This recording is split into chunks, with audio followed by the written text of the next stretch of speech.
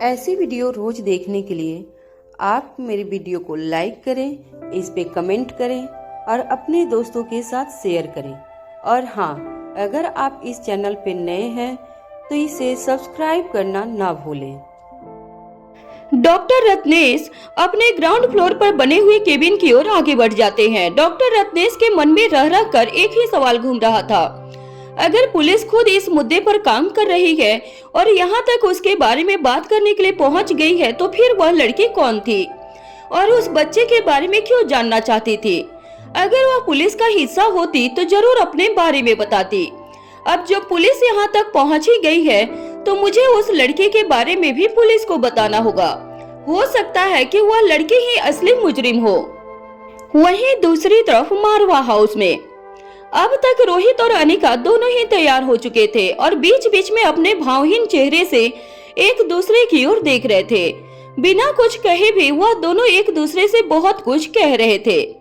दोनों ने ही अपनी अपनी जिंदगी में बड़ी बड़ी परीक्षाएं दी थी, लेकिन आज सबसे बड़ी परीक्षा की घड़ियों में से एक घड़ी थी। रोहित अनिका की तरफ देखकर हल्के से अपनी गर्दन हिलाकर इशारे में कुछ कहता है। बदले में अनिका भी अपनी गर्दन 2 बार हिलाकर जवाब दे देती है। दोनों एक दूसरे की मूक सहमति के बाद एक साथ कमरे से बाहर निकल पड़ते हैं और धीमी गति से चलते हुए बच्चों के कमरे की ओर बढ़ जाते हैं। एक और जहां अनिका बिल्कुल खामोश थी, वहीं रोहित भी कुछ बोलने की स्थिति में दिखाई नहीं दे रहा था। जैसे ही कमरे का दरवाजा खोलकर वह दोनों अंदर जाते हैं, उन्हें एक भी बच्चा अपनी आंखों के सामने दिखाई नहीं देता है। पिछले कुछ दिनों में जितनी जल्दी जल्दी घटनाएं घटी थी, उनके चलते पल भर के लिए रोहित और अनिका दोनों की सांसें थम जाती है, यह जानते हुए भी कि उनके बच्चे मारवा हाउस में एकदम सुरक्षित है। वह दोनों एक पल ही दूसरे कमरे में तेजी गति से अपनी निगाहें दौड़ा देते हैं, फिर सहमे हुए एक दूसरे की ओर देखते हैं। तभी उनके कान में रिया की आवाज आती है। वह एक्सरसाइज करने के बाद मार्शल आर्ट की प्रैक्टिस करते हुए एलेक्जेंडर से कहती है, बड़ा ही कंफ्यूजन है, मैं अब उसे माँ से कहकर बुलाऊंगी या मामी कहकर? एलेक्जेंडर अपनी एक्सरसाइज करते हुए जवाब देता है, तुम कल से न जाने कितनी बार इस सवाल को पूछ चुकी हो। जब इस सवाल का जवाब तुम्हारे पास नहीं है तो मेरे पास कैसे हो सकता है? तभी आर्यन अपनी एक्सरसाइज को बीच में रोककर घूमकर खड़ा हो जाता है और फिर रिया की तरफ देखकर कहता है, इसमें इतना सोचने की कोई जरूरत नहीं है और कंफ्यूजन वाली कोई बात ही नहीं है, एकदम आसान है। तुम उन्हीं से पूछ लेना कि उन्हें क्या सुनना ज्यादा अच्छा लगेगा। रिया बड़ी ही खुशी के साथ झट से कहती है, हाँ यह बिल्कुल ठीक रहेगा, मैं ऐसा ही करूँगी। तभी आर्यन का ध्यान कमरे में जाता है। रोहित और अनिका को अपने कमरे में देखकर उसके चेहरे पर मुस्कान आ जाती है और उसके मुंह से धीमी आवाज में सहसा ही निकल जाता है, मॉम एंड डैड, इतनी सुबह सुबह? यह सुनते ही रिया और एलेक्जेंडर भी अपनी अपनी जगह पर रुक जाते हैं और पीछे की ओर मुड़कर अपने कमरे में देखने लगते हैं। फिर आर्यन के साथ साथ वह भी कमरे में पहुंच जाते हैं। सुबह सुबह अपने मॉम एंड डैड को एक साथ अपने कमरे में देखकर तीनों बच्चों के चेहरे पर मुस्कान आ जाती है और तीनों ही एक साथ गुड मॉर्निंग विश करते हैं। Good morning mom and dad. हमेशा की तरह रिया सबसे पहले बोल उठती है, what a surprise mom and dad, it was amazing. मैं अभी तक भी कल की पार्टी और उसके सरप्राइजिंग को एक पल के लिए भी भूल नहीं पाई हूँ। फिर अपने दोनों हाथ अपने दोनों गालों पर रखकर कुछ ऊपर की तरफ देखते हुए कहती है, दोनों ही कपल कितने प्यारे लग रहे थे ना। फिर अचानक से अपने हाथों को नीचे करके उछलते हुए कहती है, अब हमारे घर में 2-2 शादियां होंगी। मैं तो अभी से बहुत एक्साइटेड हूँ, मुझे कितनी सारी तैयारियां करनी होगी। रिया की खुशी और उत्तेजना को देखते हुए अचानक से ही एलेक्जेंडर मजाक के लहजे में रिया को छेड़ने के लिए आर्यन से कहता है, क्या शादी की तैयारियों में तुम कोई काम अपने सिर पर नहीं लोगे आर्यन? देखो हमारी रिया को, उसने पहले से ही सोच लिया है कि वह कौन कौन से कामों की जिम्मेदारी लेने वाली है। रिया को एलेक्जेंडर की शरारतों को समझने में 1 सेकंड भी नहीं लगता है और वह अपने दोनों हाथों को अपनी कमर पर रखते हुए एलेक्जेंडर की तरफ घूर कर देखती है। इस पर आर्यन और एलेक्जेंडर दोनों ही धीमे धीमे मुस्कुराने लगते हैं। बच्चों की इन हरकतों को देखकर अनिका और रोहित के चेहरे पर भी मुस्कान आ जाती है। इसके बाद रिया भी हंसने लगती है। फिर रिया अपनी बात को स्पष्ट करते हुए कहती है, मेरा मतलब सिर्फ मेरी खुद की तैयारियों से है। आखिर मेरे फेवरेट चाचू और मामू की शादी है, तो इसलिए मुझे सबसे अच्छा दिखना होगा। उसकी तैयारी मुझे अभी से करनी होगी। 2 शादियां मतलब उतने ही सारे फंक्शन और उतने ही सारी तैयारियां, मेरी dresses, jewellery, makeup and all. Rohit Riya के करीब जाकर उसके गाल पर हाथ रखते हुए कहता है, अभी इसमें बहुत वक्त बाकी है रिया। रिया रोहित को जवाब देते हुए कहती है, वक्त कितना भी बाकी हो वह यूं ही गुजर जाता है। देखना डैड, कुछ ही दिनों में हमारे घर की शादी के फंक्शन का वक्त आ जाएगा। तभी अनिका आगे आती है और रिया से कहती है, हाँ अभी वक्त बहुत ज्यादा बाकी है और वह यूं ही बीत जाएगा, लेकिन फिर भी तुम शादी में शामिल नहीं हो पाओगे। अनिका की बात सुनकर रिया को काफी हैरानी होती है और वह अपनी मोटी मोटी आंखों से एकटक होकर अनिका की तरफ देखने लगती है। तभी अनिका तीनों बच्चों की तरफ देखकर आगे कहती है, इनफैक्ट तुम तीनों में से कोई भी इन शादियों को अटेंड नहीं कर पाएगा। तभी रिया अनिका का हाथ पकड़ते हुए कहती है, आप मजाक कर रही हैं ना मॉम? हमारे घर की शादी में हम ही शामिल नहीं होंगे, ऐसा कैसे हो सकता है? अनिका रिया की तरफ देखकर अपनी गर्दन नाम हिला देती है और कहती है, यह मजाक नहीं है। यह सुनते ही दोनों भाई एक दूसरे की शक्ल देखने लगते हैं। फिर आर्यन बड़ी ही आराम से अनिका से पूछता है, ऐसा क्यों मॉम? हम इन शादियों को अटेंड क्यों नहीं कर पाएंगे? क्या कोई सीरियस मैटर है या हम में से किसी ने कोई गलती की है? आर्यन के इस मासूम से सवाल पर अनिका के शब्द उसका साथ छोड़ देते हैं। वह निशब्द होकर अपने तीनों बच्चों की ओर देखने लगती है। रोहित अनिका की स्थिति को अच्छी तरह से समझ रहा था, इसलिए इस स्थिति को संभालने के लिए वह आगे बढ़ता है और तीनों बच्चों से कहता है, अब वह वक्त आ गया है जब तुम तीनों को यहाँ से दूर जाना होगा। रोहित की बात सुनकर रिया तपाक से कहती है, क्या दूर मतलब? और हम तीनों को जाना होगा, इसका क्या मतलब हुआ? अगर हमें कहीं जाना ही है तो क्या आप दोनों साथ में नहीं आएंगे? और अगर हम जा ही रहे हैं तो क्या यह ट्रिप इतनी लंबी होगी कि हम शादी तक नहीं लौट पाएंगे? रिया का इस तरह से पूछा जाने वाला एक एक सवाल रोहित और अनिका के सीने को छलनी कर रहा था, लेकिन अपनी तकलीफ और दर्द को छुपाकर उन दोनों को मिलकर इस परिस्थिति का सामना करना अनिवार्य हो चुका था। इस बार रिया के इस सवाल का जवाब अनिका देती है और कहती है, हाँ यह ट्रिप बहुत लंबी होगी, कुछ दिन या कुछ महीनों की नहीं बल्कि कई सालों की। अनिका और रोहित बच्चों के कमरे में तो आ गए थे, लेकिन दोनों ही यह समझ नहीं पा रहे थे कि वह अपने बच्चों को पूरी बात किस तरह से बताएं। रह रहकर दोनों के जहन में एक ही बात उठ रही थी कि क्या उन दोनों को इस विषय पर एक बार फिर से सोचने की आवश्यकता है। अनिका के जवाब पर एक बार फिर से रिया हैरान हो उठती है। वह समझ नहीं पाती कि आज उसकी मम्मा इस तरह की बातें क्यों कर रही है, क्योंकि रिया अच्छी तरह से जानती थी कि अपने मुश्किल से मुश्किल मिशन में भी अनिका ने कभी अपने बच्चों को अकेले नहीं छोड़ा था।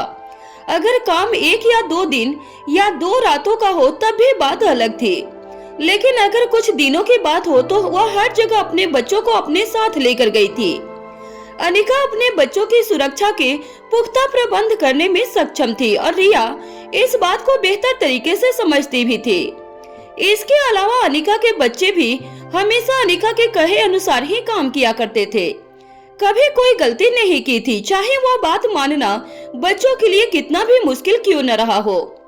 वहीं दूसरी तरफ दमयंती देवी के किला में दमयंती देवी अपने अंडरग्राउंड लैब में सीढ़ियों से उतरते हुए प्रवेश करती हुई दिखाई देती है। आज भी उसकी चाल में हमेशा वाली अकड़ और व्यक्तित्व में वही रोब था जो वहां मौजूद सभी औरतों के दिल में खौफ पैदा करता था। लेकिन आज जो एक चीज अलग थी वह थी दमयंती देवी के चेहरे पे दिखाई देने वाली चिंता की लकीरें। उसकी आवाज में आज गुस्से की जगह फिक्र ने ले ली थी। उससे कुछ ही कदम पीछे पीछे रुद्रमा देवी जल्दी जल्दी चलते हुए उसका अनुसरण कर रही थी।